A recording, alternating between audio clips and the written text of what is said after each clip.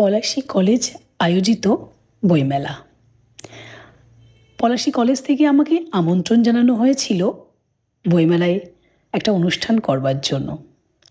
আমিও আনন্দের সাথে সদলবলে পৌঁছে গেছিলাম নৃত্যাঙ্গন নৃত্য একাডেমি টিম নিয়ে। ছোট থেকে বড় সকলেই পারফর্ম করেছে এবং আমি জানি যারা ওখানে পারফর্ম করেছে সেদিন তারা কতটা খুশি হয়েছে। আমার এলাকা, আমার পলাশীতে বইমেলা একদম প্রথম, এর আগে কখনো হয়নি।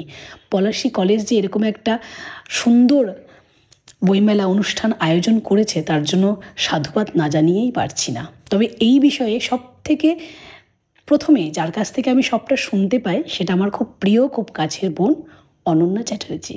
ওই আমায় জানায় যে দিদি, পলাশী কলেজ থেকে বইমেলার আয়োজন করা হচ্ছে আর সেখানে তোমাকে আমন্ত্রণ জানানো হবে, তুমি কিন্তু অবশ্যই আসবে।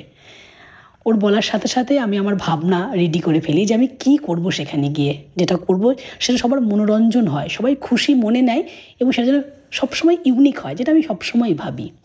তো আমি করেছিলাম মোহাম্মদ রফি সাহাবের উপরে একটি নৃত্যানুষ্ঠান, ওনার গানের উপরে, এবং সকলের ভীষণ ভালো লেগেছিল।